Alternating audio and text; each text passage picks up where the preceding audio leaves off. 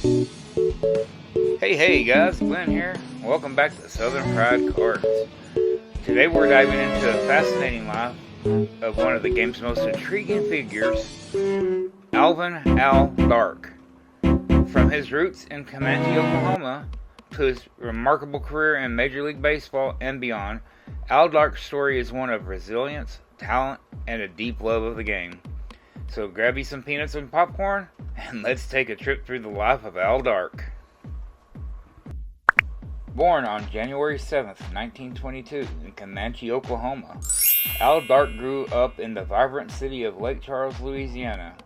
His athletic talents shone early as he played baseball, basketball, and football at the Louisiana State University. But before he could make his mark on the baseball diamond, Dark took a detour to serve his country.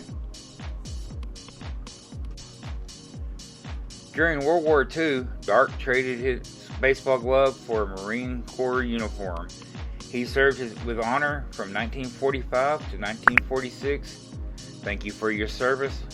And after the war, he was ready to make his mark in the big leagues. Allow me to take a little detour here. I'd like to talk about Al Dark's nicknames. His nicknames were Blackie and the Swamp Fox. Well, Blackie was because of his last name of Dark, but the Swamp Fox, many fans may know that Al Dark's nickname was the Swamp Fox. Few know of the moniker's origin. It all happened as skipper of the Giants in a weekend series against Murray Wills and the Dodgers in 1962.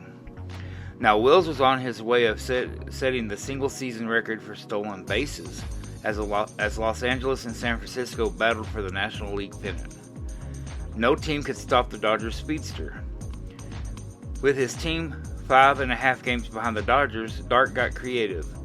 In a 3-game series in August, he enlisted the help of the San Francisco grounds crew to slow down the Dodgers' leadoff man.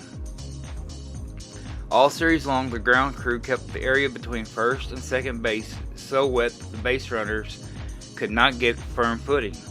The Giants swept the Dodgers. Wills was so frustrated that he even got ejected from the second game.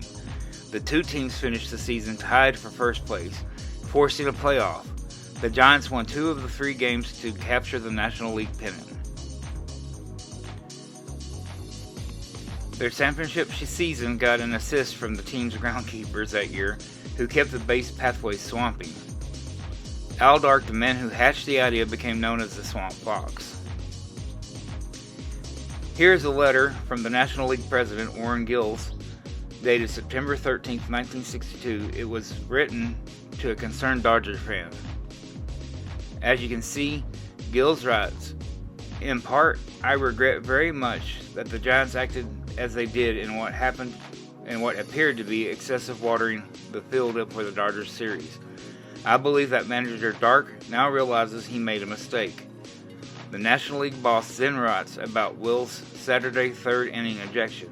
"No self-respecting person should be required to stand for the names Wills called umpire foreman without being put out of the game." Gills closes, "I have advised the Giants that their actions was in violation of the spirit of the rules. While there is no specific rule violation, I can assure you there will be no reoccurrence in any of our parks." The Hall of Famer Gills then pens his signature at the bottom of the National League stationery. Just thought that was an interesting story. Hope you guys enjoyed that part. Now let's move on to his... In 1946, Al Dark made his Major League debut with the Boston Braves.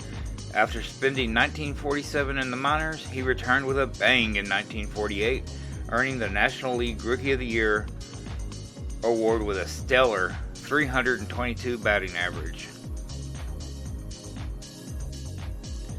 It was with the New York Giants where Dark truly shined. Traded in 1949, he was named the team captain by manager Leo Dozier. Dark didn't disappoint, hitting over 300 3 times and becoming the first National League shortstop to hit 20 home runs in multiple seasons.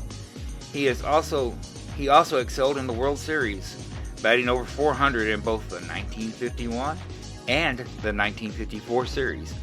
The Giants' victory in 1954 was particularly sweet, as they swept the Cleveland Indians.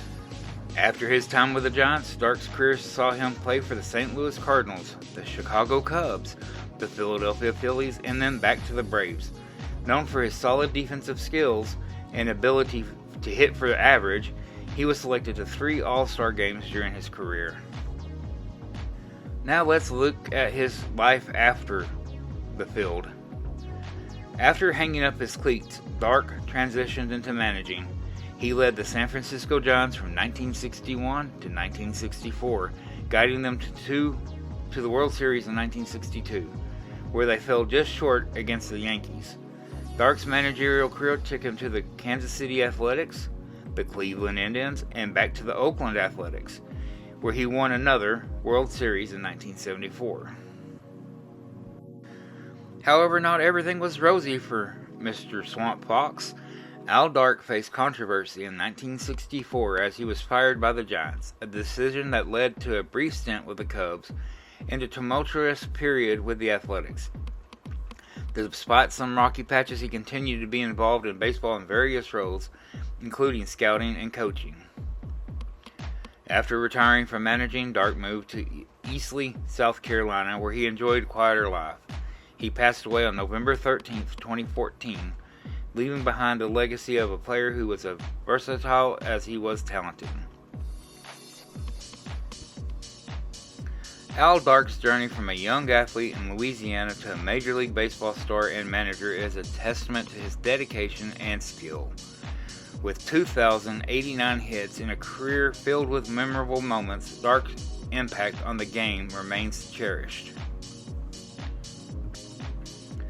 Thanks for joining me on this trip through baseball history and the life of Alvin Dark, the Swamp Fox. Now don't forget that I will be doing an in-depth video on each of the players of the 1955 Bowman series, the baseball series, and this was card number 2, Al Dark. If you like this kind of content, please consider subscribing and hit that bell for all the stories of the legends who shaped the game. And as always, here at Southern Fried Cards, we do it for the love of the cards. Hope you do as well. See you on the next one.